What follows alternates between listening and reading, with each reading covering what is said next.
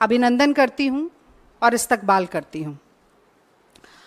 और अपनी बात ये कहकर शुरू करना चाहती हूँ कि हर आदमी में होते हैं 10-20 आदमी, जिसको भी देखना कई बार देखना। ये लोकसभा चुनाव इस दृष्टि से बहुत ही विलक्षण रहा है कि मोदी जी के साथ साथ भाजपा और आरएसएस की विषाक्त विचारधारा से जुड़े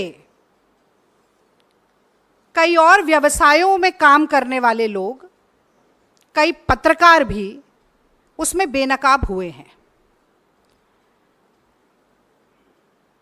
मुझे लगता है कि आज की प्रेस वार्ता इसलिए भी महत्वपूर्ण है क्योंकि एक पत्रकार की बेटी होने के नाते बचपन से मैं ये सुनती आई हूं कि खींचो न कमानों को न तलवार निकालो, अगर तोप मुखातिब हो तो अखबार निकालो। तो चौथे स्तंभ, जो लोकतंत्र का चौथा स्तंभ है, उसकी निष्पक्षता और निर्भीकता पूरे लोकतंत्र के लिए कितनी महत्वपूर्ण है, ये बचपन से मुझे सिखाया गया। मैंने कई बार टीवी के डिबेट में भी ये कहा कि एक पत्रकार की कलम अगर झुकती है तो सिर्फ लिखने के लिए झुकनी चाहिए, ऐसा मेरे पिताजी हमेशा कहते थे। अब सवाल ये उठता है कि एक बहुत ही सभ्य, मर्यादित, संयमित दिखने वाले वरिष्ठ पत्रकार पत्रकारिता को कितने निचले स्तर तक ले जा सकते हैं, ये कल से वायरल हो रहे एक वीडियो ने दिखा दिया है। मैं तो रजत शर्मा जी से सीधे सीधे आज पूछना चाहती हूं कि जो अपशब्द रजत शर्मा जी ने कहे हैं, वो क्या उनकी आदत है, उनकी फितरत है, कांग्रेस और विपक्ष से उनकी नफरत है, या मोदी जी का चरण वंदन है? और मुझे लगता है कि कल से भारत के सोशल मीडिया प्लेटफॉर्म्स पर लाखों लोग जो अपनी राय, अपनी प्रतिक्रिया एक अभद्र टिप्पणी के ऊपर दे रहे हैं, उन सब के सामने सार्वजनिक रूप से एक स्पष्टीकरण या बयान जरूर आना चाहिए था। मैं थोड़ी सी क्रोनोलॉजी बताना चाहती हूं कि असल में हुआ क्या। पहले हम लोग सोच रहे थे कि वो दोनों वीडियो यहां पर दिखाएं, पर वो आपको मेरी टाइमलाइन पर जरूर मिलेंगे। ये वाकया है 4 जून का, जिस दिन नतीजे लोकसभा चुनाव के सामने आ रहे थे और मैं यहीं एआईसीसी के प्रांगण में बैठकर इंडिया टीवी पर बहस कर रही थी। अब होता ऐसा है कि अगर एंकर और प्रवक्ता साथ में बोल रहे हों, कांग्रेस की बढ़ती हुई टैली को देखकर गर्मजोशी का माहौल हो, शोर शराबा हो और टीवी स्क्रीन सामने ना हो, तो अक्सर बुदबुदाकर या धीरे से अगर कोई बात कही जाती है तो वो सुनाई नहीं दे पाती है। उस दिन मैं नहीं सुन पाई, मेरे सामने टीवी स्क्रीन भी नहीं थी। फिर ये वीडियो अचानक से वायरल होना शुरू हुआ। कल मेरे और पवन खेड़ा जी के संज्ञान में हमारे कुछ कांग्रेस के कार्यकर्ताओं ने भी, और ट्विटर यानी कि एक्स, पहले ट्विटर कहा जाता था, उस प्लेटफॉर्म पर भी हमें कई लोगों ने ये वीडियो भेजा। और मैं सच कहती हूं, पहले तो यकीन नहीं हुआ कि रजत शर्मा जैसे व्यक्ति सार्वजनिक तौर पर एक लाइव डिबेट में इतनी भद्दी गाली का प्रयोग कर सकते हैं। और चूंकि जो वीडियो हमें भेजा गया उसमें नीचे वो गाली लिखी हुई भी थी, तो मन नहीं माना कि ऐसा हो सकता है। हम इंडिया टीवी के प्लेटफॉर्म पर गए, वहां से जो उन्होंने खुद फुटेज डाली थी उस फुटेज को निकाला, उस फुटेज की उस क्लिप को निकाला जिसमें ये वाकया घटित हो रहा है। और वहां पर भी, जिसे अंग्रेजी में एक एक्सप्रेशन कहा जाता है, अंडर द ब्रेथ, बुदबुदाकर, धीरे से, केवल इस बात पर कि मैं उन्हें टोक रही हूं कि कांग्रेस पर आज भी लगातार प्रहार मत कीजिए। शायद मोदी जी की घटते हुई संख्या और कांग्रेस की बढ़ती हुई संख्या को देखकर झुंझला इतना गए कि उन्होंने वो गाली दी।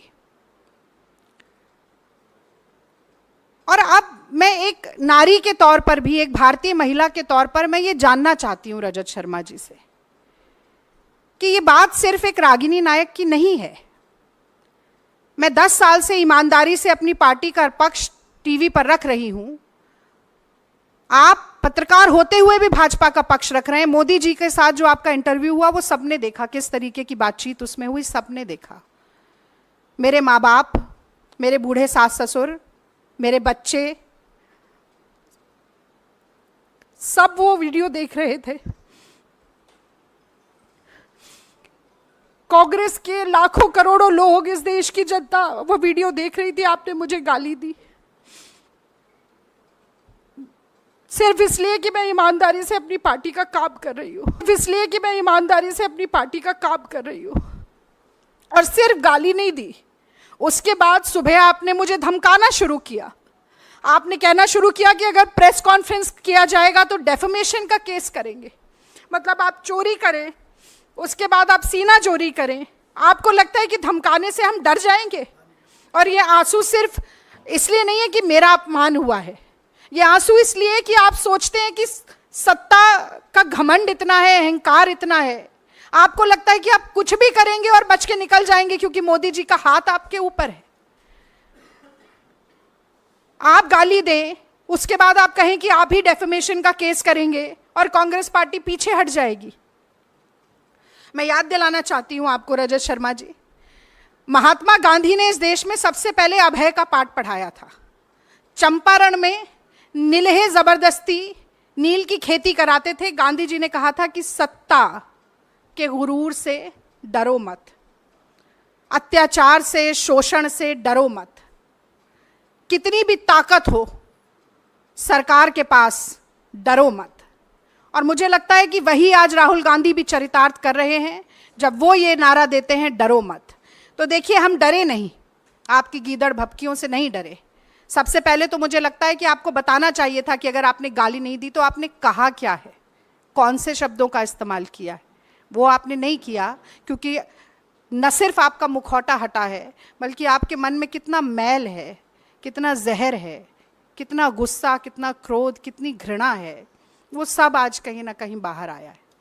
तो आज विलंब हुआ, हमने सुबह 12 बजे प्रेस वार्ता रखी थी। उसके बाद ये क्रिमिनल कंप्लेंट हमने लॉन्च की है, ये आपसे हम शेयर करेंगे।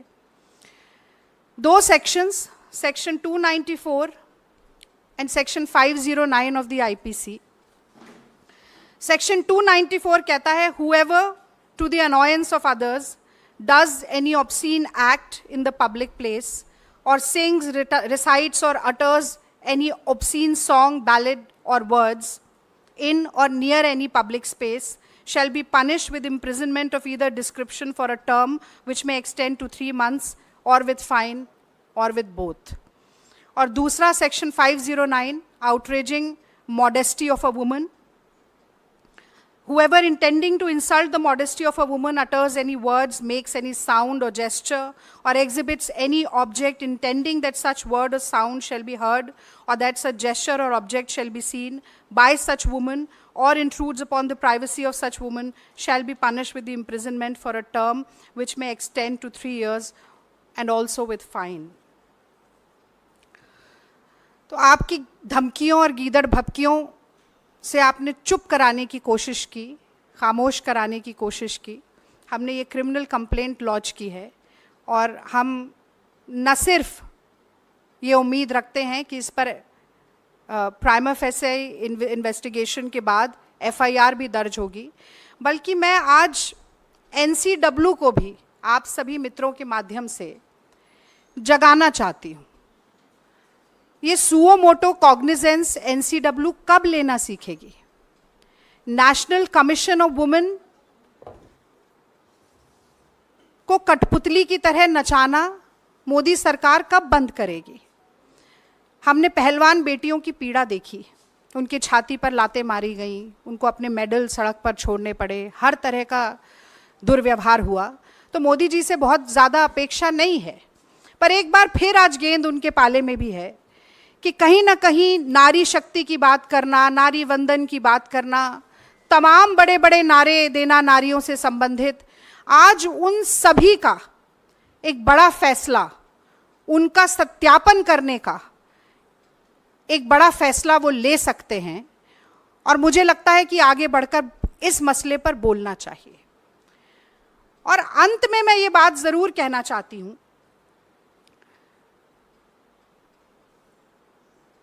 कि हमने पिछले 10 साल में देखा, विपक्ष के प्रवक्ताओं की घेराबंदी होती थी, विपक्ष के प्रवक्ताओं को कम समय दिया जाता था टेलीविजन के डिबेट पर, विपक्ष के प्रवक्ताओं को बहुत सी बार म्यूट कर दिया जाता था, भाजपा के प्रवक्ताओं को कवर फायर मिलता था एंकर की तरफ से।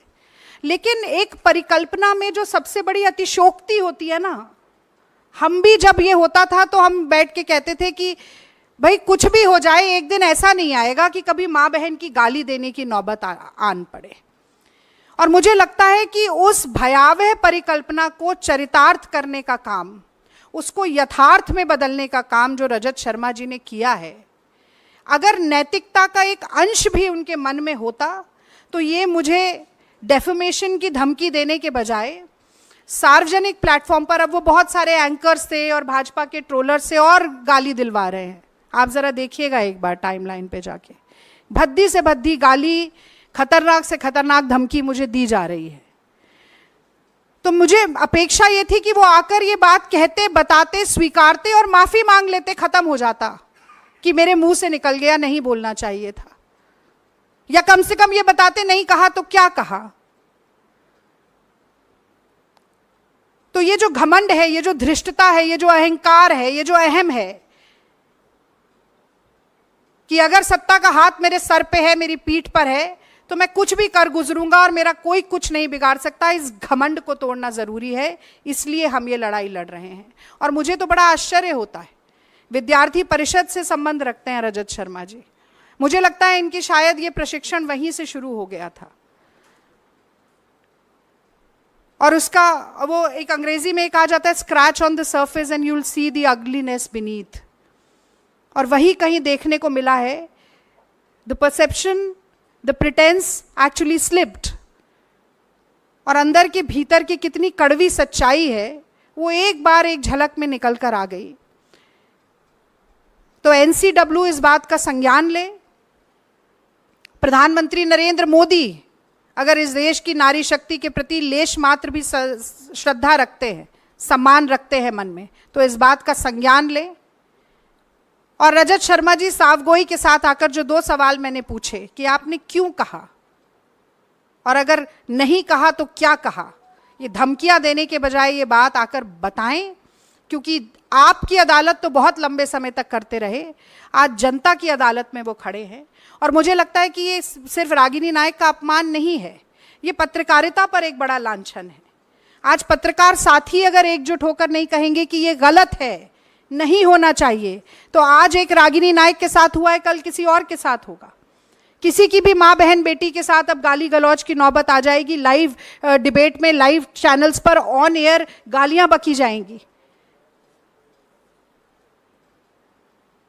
और ये सिर्फ मेरी बात नहीं है, कहीं ना कहीं इस देश की सारी महिलाएं आज कह रही हैं, पत्रकार बंधुओं से कह रही हैं कि लाज राखो मेरे घूंघट पट की।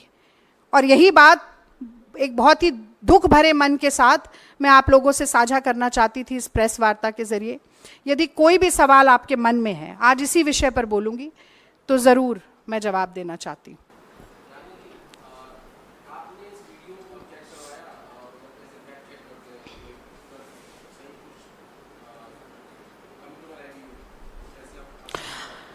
आदेश जी, मैंने जैसा कि आपको बताया कि जो पहला वीडियो मुझे मिला वो भी मेरी टाइमलाइन पर है, वो वीडियो मुझे लगा कि एडिटेड है, क्योंकि उसमें नीचे एक गाली लिखी हुई है, ऊपर ये भी लिखा हुआ है कि रजत शर्मा गाली दे रहे हैं। पर उसके बाद इंडिया टीवी ने जो लाइव शो अपने ही प्लेटफॉर्म पर शेयर किया, उसमें से वही फुटेज लेकर हमने वो सेक्शन, वो पार्ट, वो क्लिप आपको दिखाई है। अगर वो मॉफ्ड है तो इंडिया टीवी अपने ही सीनियर मोस्ट एडिटर की मॉफ्ड वीडियो क्यों शेयर करेगा? वो किसी और प्लेटफॉर्म से नहीं ली गई, उसके साथ कोई छेड़खानी नहीं की गई। और जो आप जांच की बात कर रहे हैं, मुझे लगता है ओनस ऑफ प्रूफ इस वक्त परपिट्रेटर पर है, अग्रेसर पर है, जिसने गलती की है उसके ऊपर है। तो अगर ये जांच की मांग होती है, वो जांच करवाएं। ना वो मांग कर रहे हैं, ना हाँ कह रहे हैं, ना कह रहे हैं। उन्हें लग रहा था कि एक लीगल धमकी देंगे और सारी बात खत्म हो जाएगी, ऐसा हुआ नहीं। अब ये क्रिमिनल कंप्लेंट भी है, तो ये हम बीच में छोड़ने वाले नहीं हैं, अंत तक इस लड़ाई को लेकर जाएंगे। आज की एक बहुत ही महत्वपूर्ण प्रेस वार्ता में सभी मीडिया बंधुओं का मैं स्वागत करती हूं, अभिनंदन करती हूं और इस्तकबाल करती हूं। और अपनी बात ये कहकर शुरू करना चाहती हूं कि हर आदमी में होते हैं 10-20 आदमी, जिसको भी देखना कई बार देखना। ये लोकसभा चुनाव इस दृष्टि से बहुत ही विलक्षण रहा है कि मोदी जी के साथ साथ भाजपा और आरएसएस की विषाक्त विचारधारा से जुड़े कई और व्यवसायों में काम करने वाले लोग, कई पत्रकार भी